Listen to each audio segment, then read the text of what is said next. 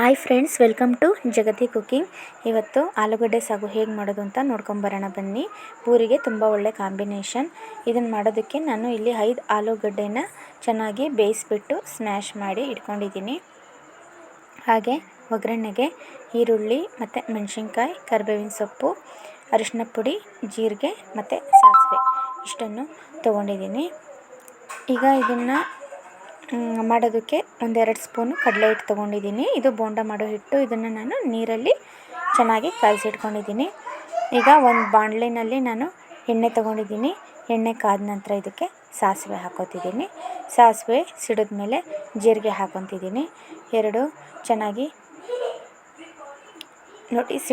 ನೋಡಿ ಇದು ಸಿಡ್ದಿದೆ. ಇದಾದಮೇಲೆ ನಾನು ಮೆಣಸಿನ್ಕಾಯಿ ಆ್ಯಡ್ ಮಾಡ್ಕೊತಿದ್ದೀನಿ. ಖಾರ ನೋಡಿ ಹಾಕ್ಕೊಳ್ಳಿ. ನಾನು ಇಲ್ಲಿ 3-4 ಮೆಣಸಿನ್ಕಾಯಿ ಹಾಕ್ಕೊಂಡಿದ್ದೀನಿ, ಮೀಡಿಯಮ್ ಖಾರ. ಮತ್ತು ಕರಿಬೇವಿನ ಸೊಪ್ಪು, ಹಾಗೆ ಈರುಳ್ಳಿ ಉದ್ದುದ್ದಕ್ಕೆ ಕಟ್ ಮಾಡಿ ಇಟ್ಕೊಂಡಿರೋದು ಹಾಕ್ಕೊಂಡಿದ್ದೀನಿ. ಈಗ ಈರುಳ್ಳಿ ಉದ್ದುದ್ದಕ್ಕೆ ಕಟ್ ಮಾಡಿಕೊಂಡ್ರೆ ಸಾಗು ತುಂಬ ಚೆನ್ನಾಗಿ ಟೇಸ್ಟಾಗಿ ಬರುತ್ತೆ. ಸಣ್ಣದಾಗಿ ಕಟ್ ಮಾಡೋದಕ್ಕಿಂತ ಈ ಥರನೇ ಕಟ್ ಮಾಡ್ಕೊಳ್ಳಿ, ತುಂಬ ಚೆನ್ನಾಗಿರುತ್ತೆ ಟೇಸ್ಟ್. ಈರುಳ್ಳಿ ಸ್ವಲ್ಪ ಸಾಫ್ಟ್ ಆಗಲಿ, ಅಲ್ಲಿ ತನಕ ಚೆನ್ನಾಗಿ ಫ್ರೈ ಮಾಡ್ಕೊಳ್ಳೋಣ. ಈಗ ಅರಿಶಿನ ಪುಡಿ ಹಾಕೋತಿದ್ದೀನಿ.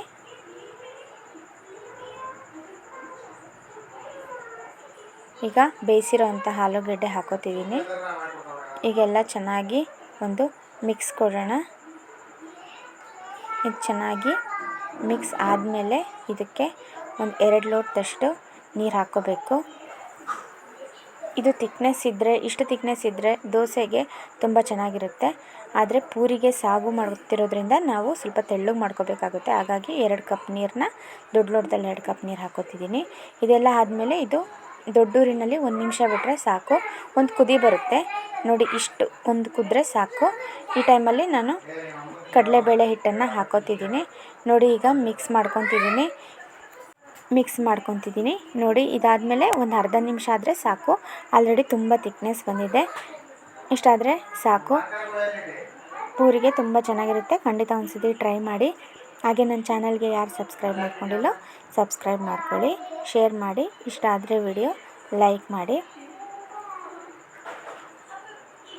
ಎಲ್ರಿಗೂ ತುಂಬ ಧನ್ಯವಾದ ವಿಡಿಯೋ ನೋಡಿದ್ದಕ್ಕೆ. ತುಂಬ ಥ್ಯಾಂಕ್ಸ್.